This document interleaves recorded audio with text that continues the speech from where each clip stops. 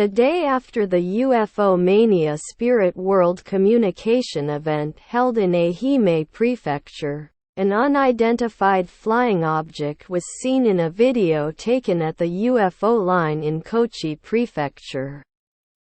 Immediately after arriving at the site, we took a group photo at a place painted with a UFO line, and also took a video of the surrounding area. No one noticed the flying object that was nearby as the weather suddenly worsened. It is not known what this flying object is.